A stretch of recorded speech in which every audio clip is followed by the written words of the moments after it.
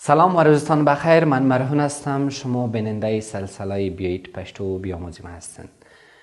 در سلسله درس های بیایید پشتو بیاموزیم امروز ما از ضمایر بحث میکنیم. ضمایر پشتو که از ویژگی های خاصی برخوردار هستند.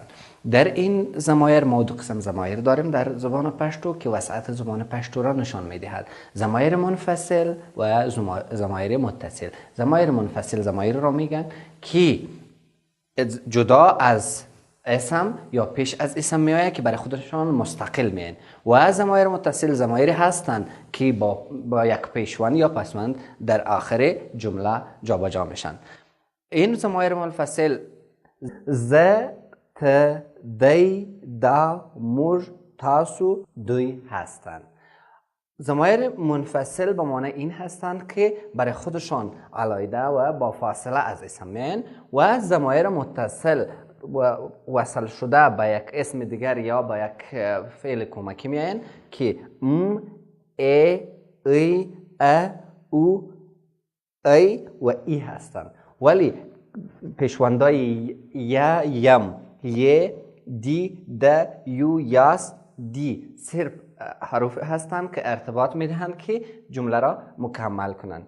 و شما میبینید که وقتی که ما میگین ز شونکی یم، یک اسم در بینشان واقع شده کلمه را مکمل کرده.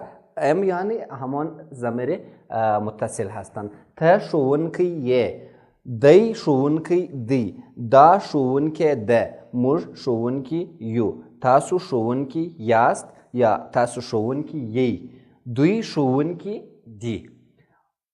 حرف دیگری که در اینجا وجود داره است که هر ضمیر برای خودشان شخصی داره که برای هر شخص علیحده یک ضمیر میآید. وقتی که یک کس حرف میزنه او کس متکلم میآید. وقتی که ز گفته میشه مراد از این است که متکلم خود را ز میگن و مخاطب کسی که به او حرف زده میشه او مخاطب است. دی شون کری کسی که از مکالمه ما غایب است یا در مجموع از این محاوطه از اینجا غایب است. دا شون که برای یک زنی که از مکالمه بیرون است یا از این محاوطه بیرون است. مر شون کیو کسایی که حرف میزنن یک جا استاد میشه، همهشان به یک صدا میگن زن هست مرد است، هر کس که هستن در مجموعه. تاسو شونکی است یا تاسو شونکی کسایی که مخاطب هستن روبرو. ما مثلا یک کس هستم اونجا زیاد کسا یا مردها یا زنها یا مکس استاد هستن، ما برشان میگیم که تاسو شونکی یاست. دوی شونکی دی کسایی که غایب هستن از مکالمه ما یا از محاوطه ما با کس مخاطب میگم که دوی یعنی کسایی که از این مکالمه خارج هستن یا از این محاوطه خارج هستن. اینجا شما میبینین که ما جنسش یا عددش هم چی کردیم؟ قید کردیم. ز برای مفرد، ت برای هم برای مفرد، دی هم برای مفرد و دا هم برای مفرد. ولی مج برای جمع، تاسو برای جمع هستن و دوی برای جمع هستن. اینجا شما متوجه میشین که این ضمایر در چه حالت با مؤنث و در چه حالت با مذکر استفاده میشوند. مثلا ز هم برای مؤنث و هم برای مذکر استفاده میشوند، یعنی هم برای زن و هم برای مرد. و ت همچنان برای کس مخاطب مؤنث و مذکر یعنی زن و مرد و کسی که مفرد می باشند. و همچنان دی برای کسی غایب تنها برای مذکر استفاده میشه. دا تنها برای مؤنث استفاده میشه، مفرد مؤنث و غایب کسی که از مکالمه بیرون است. مر برای مؤنث و مذکر استفاده میشه برای هر دویشان. اگر یک جا تمام زنها استاد بود گفته میتونه که مر، اگر یک جا تمام مردها استاد بود گفته میتونه که مر، و اگر یک جا مرد و زن مکس استاد بودن میتونه که بگویم مر.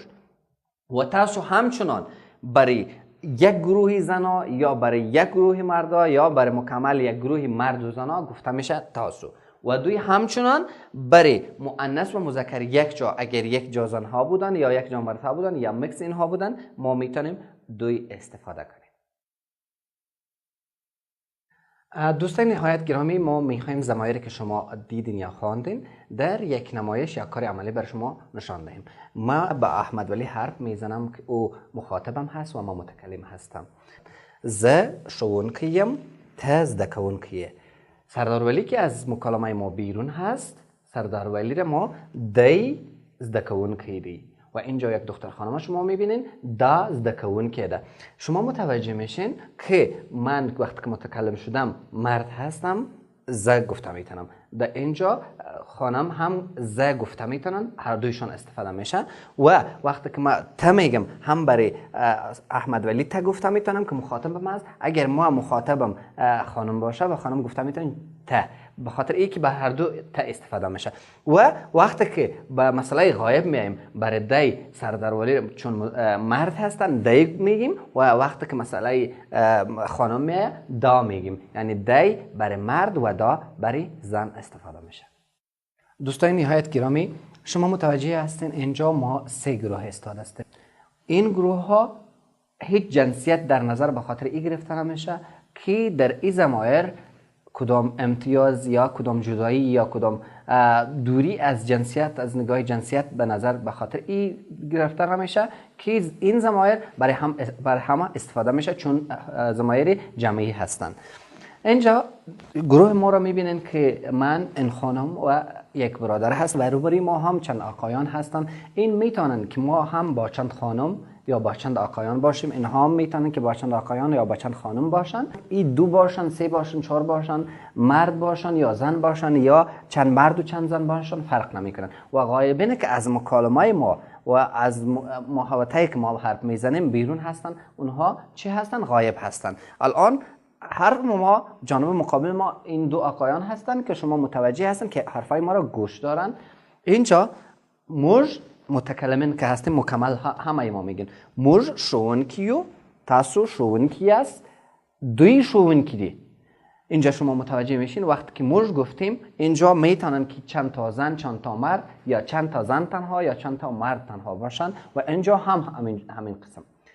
و مسئله دیگری که ایچه شما متوجه میشین ایست که موج در مفرداتشان شما متوجه شدین که مرد و زن فرق میکرد ولی در جمعشان همین یک قسم ضمیر استفاده میشه.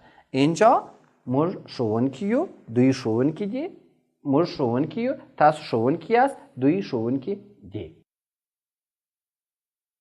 خب دوستای نهایت گرامی، تا اینجا ضمایر منفصل و متصل را فهمیدین و درک کردین. در ضمیرهای پشتو ما ضمیرهای زیادی داریم ولی 2 ضمایری که بسیار مهم هستند و ما میخوایم اینجا برای شما تشریح کنم. یک ضمایر اشاری هستند و دیگر ضمایر ملکی هستند. ضمایر اشاری در زبان پشتو با نظر داشت فاصله ضمایر ما تقسیم بندی شده. ما 2 کاتگوری ضمایر داریم که یک کاتگوری نزدیک و دیگر کاتگوری دور هستند، ولی باز هم در این 2 کاتگوری یکش نزدیکتر و یکش نزدیک هستند و دیگرش دور و دورتر هستند. برای این کلمه، برای این ضمایر ما برای نزدیک، برای بسیار نزدیک یعنی نزدیکتر دا استفاده میکنیم و برای نزدیک دغه استفاده میکنیم و برای دور هغه استفاده میکنیم و دورتر هوغه استفاده میکنیم که این 2 ضمیر دا و دغه در زبان دری برای این و برای ضمایر هغه و هوغه آن استفاده میشه. مثلا اینجا در مثال در شما میدین دا قلم دی، یک کمی دورتر میگیریم دغه قلم دی و اگر شما مثلا دورتر یک کلمه اصول انداخته باشه بگوین هغه قلم دی و اگر بیخی دور باشه باز میگین هوغه قلم دی. ضمایر دیگر ضمایری هستند که از ضمایر منفصل ساخته میشه و ملکیت یک شخص را سر یک شی یا یک چیز نشان میدهند که از زما میشه، ستا میشه، دی ده میشه، دا ده میشه، موج میشه، تاسو ستاسو میشه، دوی دوی میشه.